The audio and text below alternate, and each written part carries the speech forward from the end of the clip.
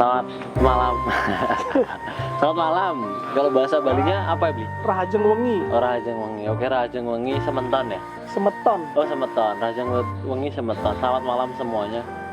Ini pertama kalinya deh kita melakukan obrolan. Tamu kali ini orang aneh. Ya orang lah, pokoknya orang tapi agak sedikit aneh. Beliau ini setauku adalah pemuda yang aktif di beberapa sektor gitu. Sektor bener ini, Mas. Beliau termasuk pemuda pelopor lah di bidangnya. Beliau bernama Ibu Tustiawan. Oh, kalau dengar Ibu Tu itu jelas kita ngarahnya ke Langsung suku ya, Mas ya? langsung suku. Iya paling ya. Paling. Bagus.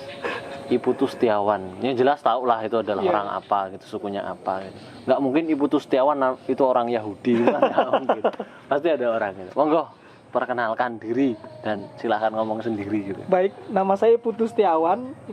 Iputu ini sebenarnya warisan, Mas. Kalau Heritage. Setiawan itu tuh kan bukan warisan. Setiawan tuh penamaan orang tua. Oke. Kalau Iputu ini warisan. Warisan dari suku. Oh, Kebetulan leluhur saya itu orang Bali. sukunya Bali. Sukunya Bali.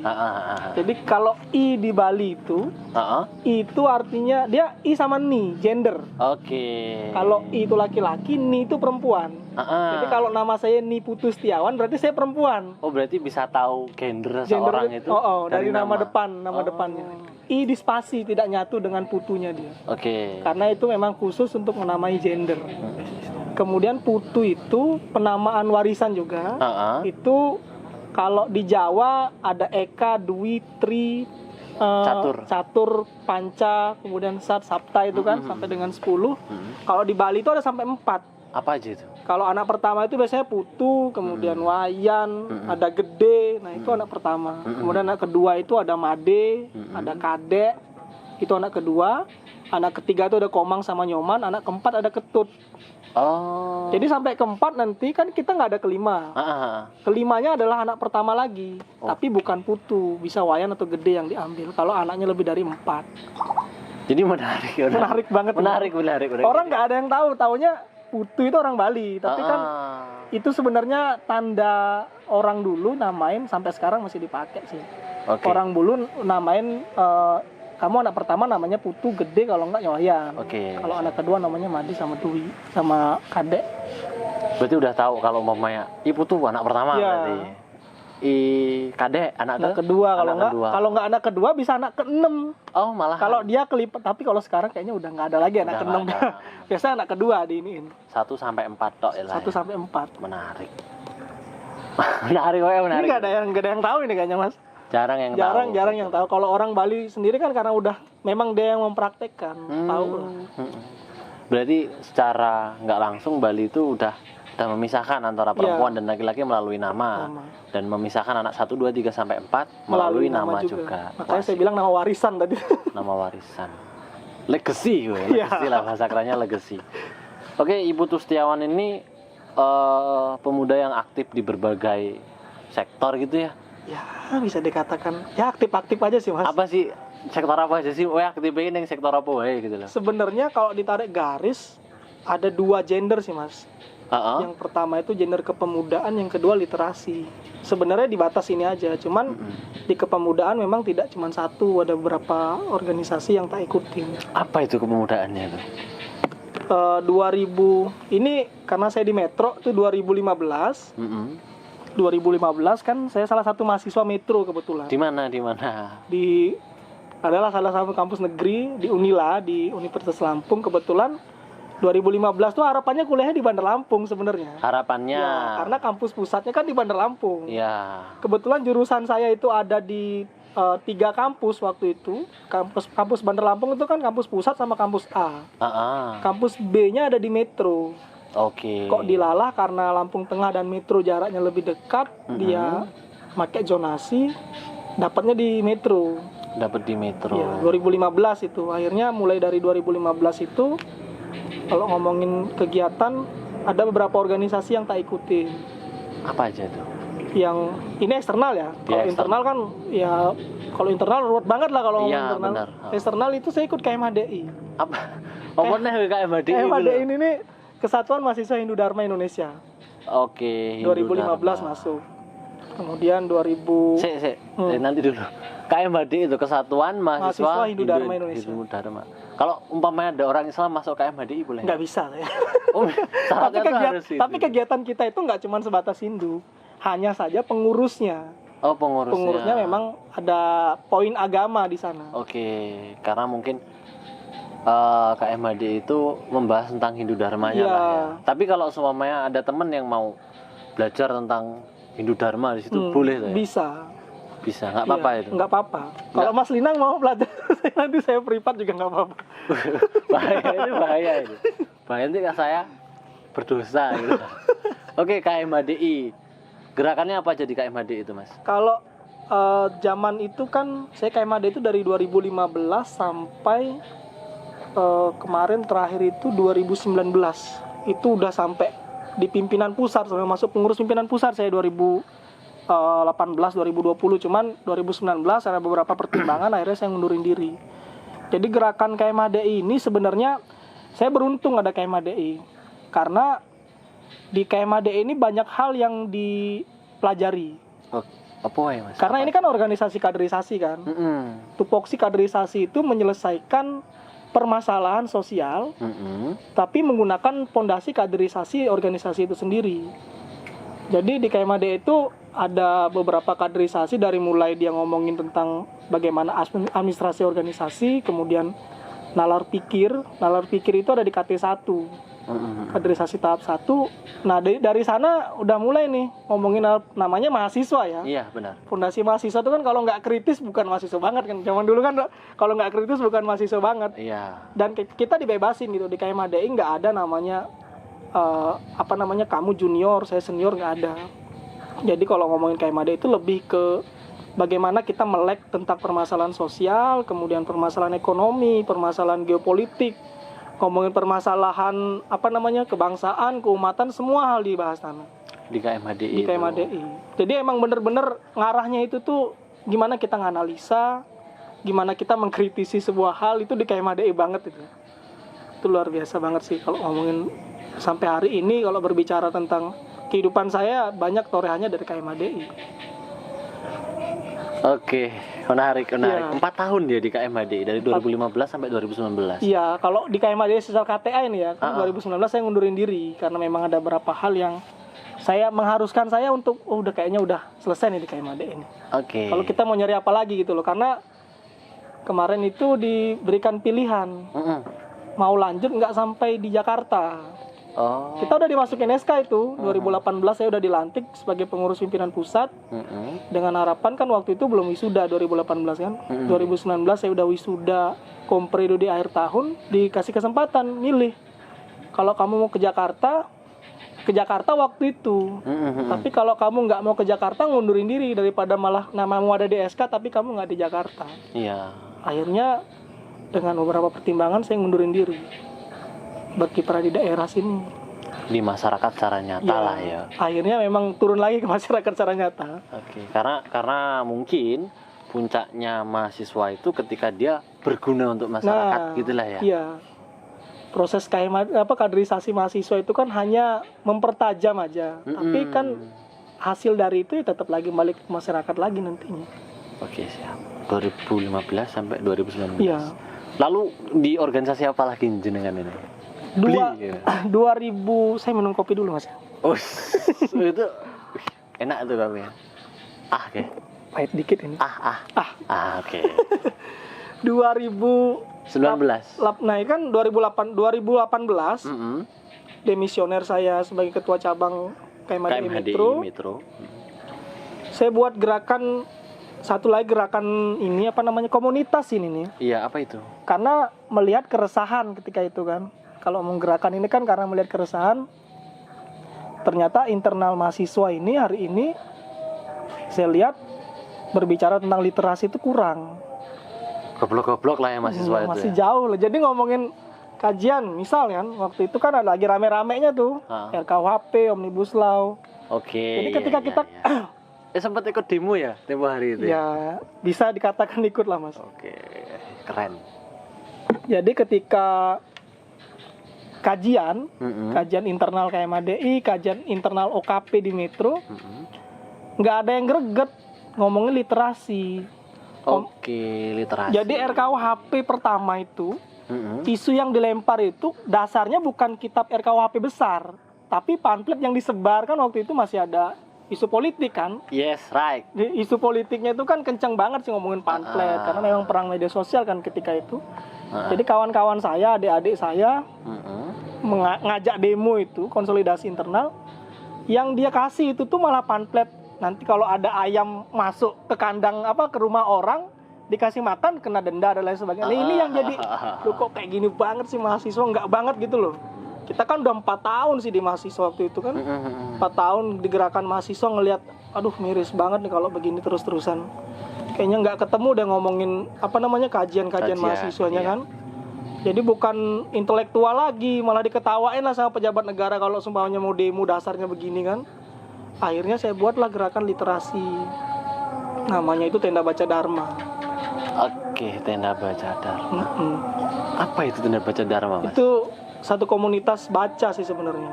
Jadi saya membiasakan kader-kader yang memang biasa nongkrong sama saya untuk minimal kamu kalau nggak suka baca politik, bacalah buku apapun itu.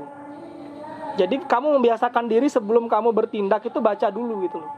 Pesannya sebenarnya kayak gitu. Oke, siap. Sampai dengan melebar nantinya kalau dia mau nulis itu kan. Sempat kita ngadakan kegiatan pelatihan menulis kajian sih, karena memang waktu itu kebutuhannya itu. Jadi kajian-kajian tentang anak, perempuan dan anak, kemudian sampah, pendidikan itu kita udah mulai garap waktu itu dalam bentuk tulisan. Di Tenda Baca Dharma. Tenda Baca Dharma. TBD lah kalau TBD. Tenda Baca Dharma. Tenda itu ya tenda. Baca itu baca. Dharma itu apa, Mas? Dharma itu sebenarnya bahasa Sanskerta. Apa itu artinya Dharma? Dharma itu kebenaran. Oh, berarti tenda baca yang membaca kebenaran gitu. Arahnya ke sana sih Mas, filosofinya. Filosofinya gitu. Iya. Ada masih eksis nggak TDP? Kalau hari ini kan itu banyak kan emang orang KMADI. Yang itu adik-adik KMADI. Hari ini ya bisa dikatakan masih, karena ini kita bentar lagi ada project ini. Project buku antologi kajian. Kajian keagamaan internal kan. Sebenarnya proyek ini sudah mulai di 2019 tahun pertama. Cuman karena waktu itu di akhir tahun itu kan kebentur libur. Libur habis itu masuk bentar kuliah mahasiswanya. Kena Covid 2020-nya. Sampai dengan awal 2002 itu ya. Iya, makanya proyek itu kita potong. Kemarin saya telepon beberapa, termasuk juga KMADI Selampung ini ya. Ketua-ketua KMADI cabang sama provinsi kemarin saya telepon beberapa hari ke depan. Ini kan baru selesai rapat koordinasi nasional, dia orang masih perjalanan pulang kan. KMADI. Iya. Jadi beberapa hari ke depan kita mau kumpul, mau menyelesaikan satu proyek buku antologi kajian. Iya. Jadi masih ngomongin kajian keagamaan sih ini. Untuk dia orang biar bisa nulis buah kajian keagamaan minimal satu cabang itu 50 kajian lah. Jadi nanti biar kita jadikan satu untuk kita bukukan. Menarik banget itu. Biar ada dasar Mas. Kalau jangan sampai nanti ngomongin dasarnya pamflet terus kan gak enak juga kita lihatnya. Iya sih. Jadi harus tahu satu kebenaran tuh dari akarnya. Iya gitu bener. Kalau bisa secara undang-undang memang udah selesai kan. Maksudnya dia ngomongin tentang pendidikan memang tahu undang-undang pendidikan itu ngomonginnya kayak gimana. Jangan sampai yang kita omongin berbenturan dengan undang-undang yang ada. Namanya lingkup mahasiswa kan harus begitu. Iya, dan sebenarnya bukan hanya lingkup mahasiswa ya, lebih kepada lingkup masyarakat juga ya. Ketika ada desas-desus, itu kita harus cari tahu kebenarannya, baru kita simpulkan. Kan kebanyakan masyarakat sekarang tuh gimana ya Mas? Ngikutin arus, apa yang sedang hype ya diikutin, walaupun itu salah. Salah, bener. Asik. KMADI udah, Tenda Baca Dharma udah, ada lagi nggak Mas? Ada Mas. Apa itu? Ada namanya Pradah. Oke, Pradah. Apalagi itu Prada itu? Prada itu perhimpunan pemuda Hindu. Perhimpunan Pemuda Hindu. Pemudi nggak boleh berarti? Boleh. Oh, pemuda dan Pemuda pemudi. dan pemudi. Oke, siap. Panjang kan kalau pemuda dan pemudi, pemuda Prada. aja di ini. Oh, itu bergerak di bidang apa itu? Prada? Sebenarnya ini nih hampir mirip dengan banomnya teman-teman Muhammadiyah dengan teman-teman NU sih ya. Oh, Ansor. Ya, kalau di Muhammadiyah itu kan ada PP. PPM, kemudian IMM, kemudian nanti ada Pemuda Muhammadiyah gitu kan. Kemudian kalau di apa Ansor, namanya? di NU. Di NU ada PMII, terus GP Ansor, GP Ansor. ada IPNU di bawah PMII yang ngomongin Oke. pelajar kan. Ini Siap. juga ini ada KMADI, kemudian ada Prada. Nanti dulu Mas. Masnya Hindu ya Mas ya? Hindu, saya asli Hindu loh Mas. Asli Hindu. Tapi itu tahu gitu loh seluk beluk dari Ansor, dari Iya. IPNU itu. Dari mana Mas? Kebetulan teman-teman saya banyak orang Islam Mas, kan kita minoritas. Enggak juga lah, lo gede loh berarti kan. Oke, Prada itu Prada. Baik lagi ke Prada. Itu bergerak di bidang apa Mas? Kalau dia ngomongin Prada ini udah bukan lagi kajian, aktualisasi dari gerakan KMADI itu ada di Prada. Oke, berarti ini Prada yang ownernya siapa? Foundernya?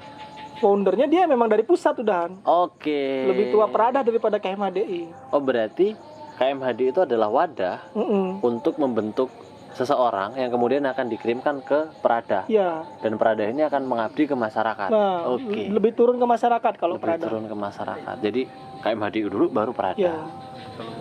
Gerakannya juga sama-sama aja lah ya.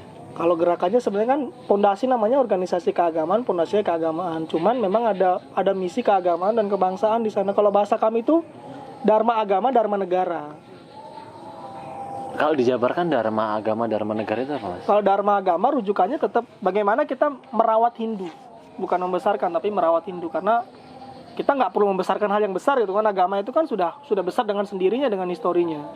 Oke, Tapi menarik. bagaimana kita merawat Hindu itu sendiri biar tetap lestari, biar tetap praktiknya tetap dilakukan oleh pemuda khususnya kan dan masyarakat Hindu pada umumnya.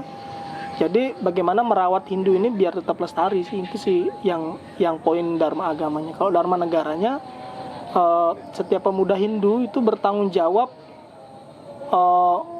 sepenuhnya untuk tetap menjaga keajegan dari NKRI itu sendiri.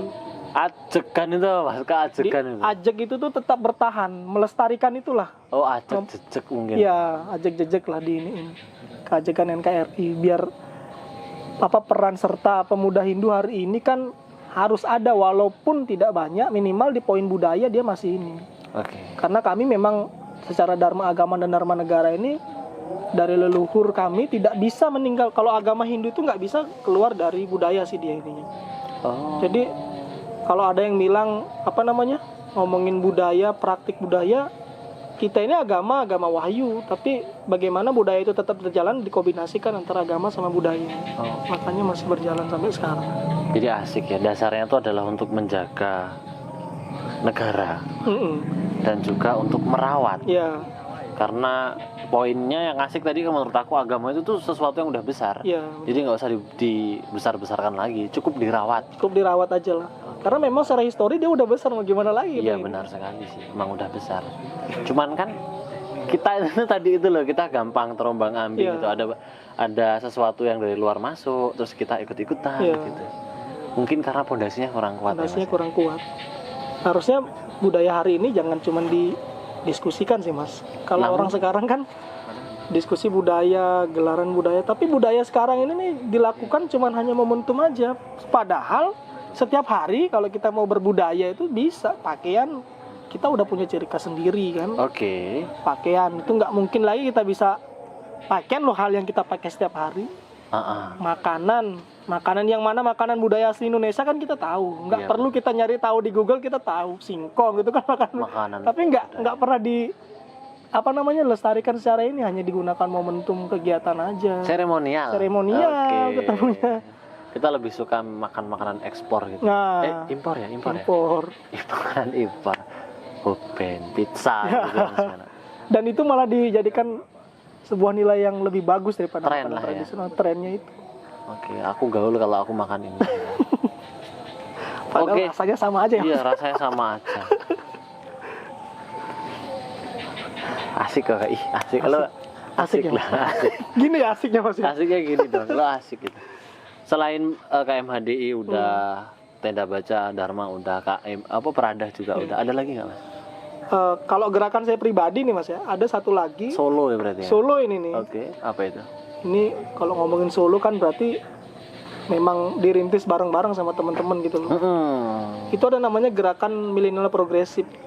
Milenial progresif. Ya. Apa itu? Nah kalau milenial progresif ini Sambil ngerokok nggak apa-apa? nggak apa-apa ya. Saya ceritakan historinya nggak apa ya Mas? Ya nggak apa-apa lah. Ya, kita ngobrol lah. Ya. Jadi 2020 itu bulan 5, saya masih ingat betul bulan 5. Itu kan pandemi Covid pertama itu kan. Iya benar. Jadi gabut lah kita semua itu. Ada sekitar 7 orang. Kita bikin gerakan yuk. Gerakan ini memang kita nggak mematri dia arahnya kemana enggak. Tapi semua gerakan itu bisa masuk. Tapi ada progres gitu loh. Makanya namanya milenial progresif. Milenial itu untuk menamai diri kita bahwa kita ini anak muda, anak milenial. Progresif itu tujuannya biar ada apa namanya, dari 0 bisa ke 1, dari 1 bisa ke 2 gitu. Jadi itu kegiatannya via online semua. Pernah membentukan deklarasi pembentukan itu bulan 5 2020 7 orang via Zoom. Waktu itu kita udah mulai belajar Zoom kan. Itu deklarasinya via Zoom. Dan kita ngomong kegiatan ini akan menampung semua ilmu dan semua wawasan dan semua gerakan. Jadi nggak ngomongin satu gerakan, ngomongin tentang gerakan kemahasiswaan nggak. Jadi ketika deklarasi pertama bulan 5, bulan 6 itu saya ngundang dosen IAIN namanya Pak Nas kalau nggak salah. Nasruddin ya? Nasruddin. Okay. Pak Nas itu kan dia senior saya di KBI. KBI itu Komunitas Bela Indonesia itu. Besutan Kapolri kalau nggak salah waktu itu. Yang kita ngomongin Pancasila waktu itu kan. Penerapan Pancasila di masa pandemi, kemudian penguatan Pancasila di ranah kemahasiswaan. Sama Presiden BEM-nya waktu itu kalau nggak salah Munib Mas Yan. Di IAIN itu, IAIN. Munib Jazuli. Oke. Jadi gerakan itulah yang pertama saya ini. Terus adik-adik itu yang 7 orang itu saya tidak berikan mereka menjadi sebagai pemateri. Karena ini kan sebagai pembelajaran juga. Saya sampaikan sebelum kamu orang jadi pemateri, nantinya ketika kamu orang sudah ketemu gendernya mau ngarah kemana, ngomongin apa, jadilah moderator dulu biar tahu bagaimana menjadi seorang pemateri yang baik dan benar. Asik. Jadi dia orang 7 orang itu giliran itu. Ada yang ngomongin desain grafis kan waktu itu lagi dibutuhkan banget kan. Iya, 2020. karena daring ya. Desain grafis sudah ada yang bahas desain grafis. Kemudian ngomongin tentang seni. Seni itu kebetulan kawan saya orang Bali juga kan ada beberapa yang aktivis seni kan. Iya. Kita tolong dia orang jadi pemateri, moderatornya dari kami. Terus ngomongin tentang pendidikan masa pandemi.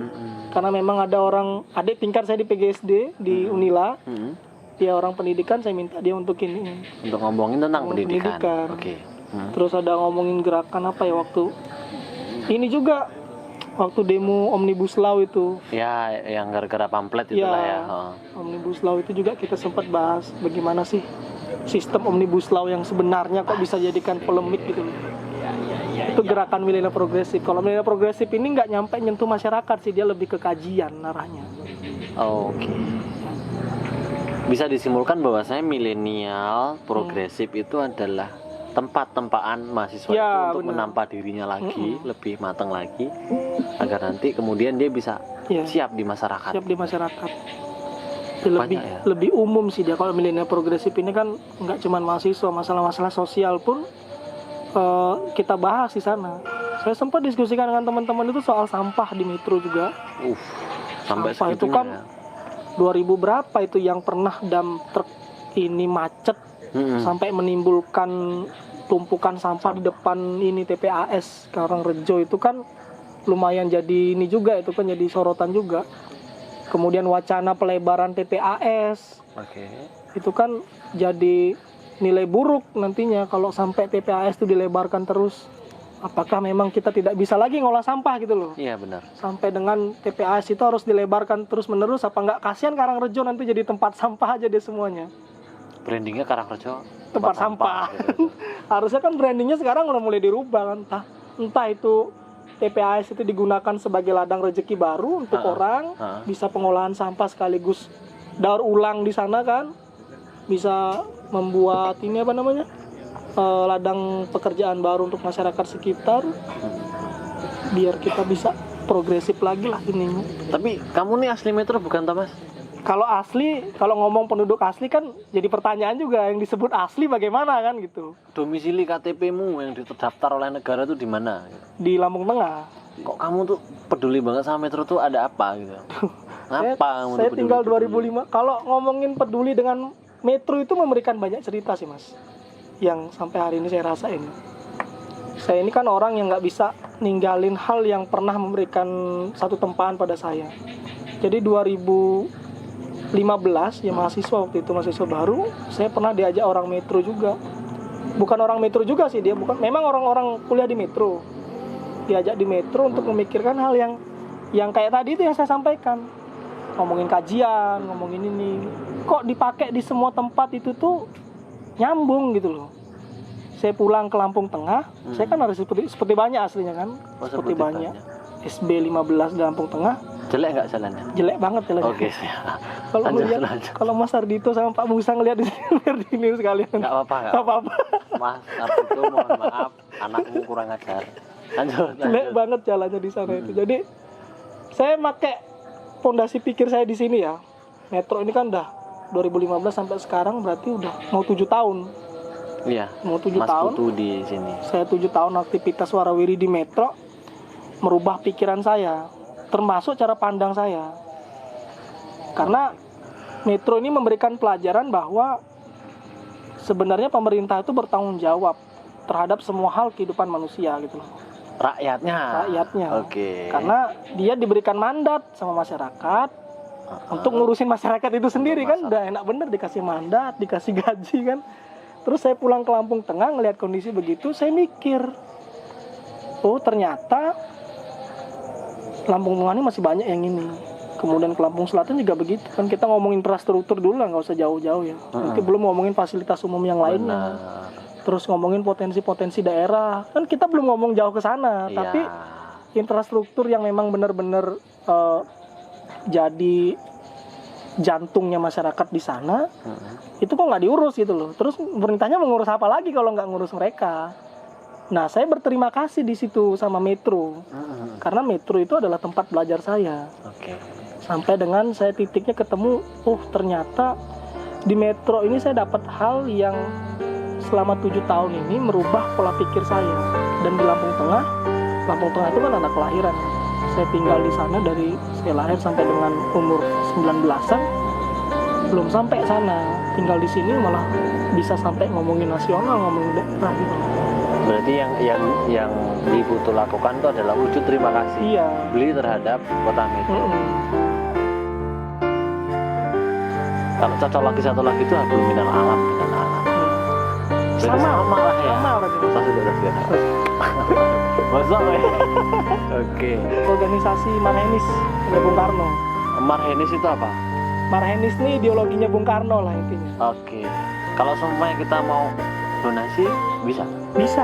Caranya gimana? Hubungin saya aja Mas. Oke, hubungin kamu gitu ya. Oke, hubungin kamu di nomor itulah ya. Kita ngomongin, kalau dari kecil saya udah biasa diiniin sih, tinggal dengan yang berbeda itu udah biasa.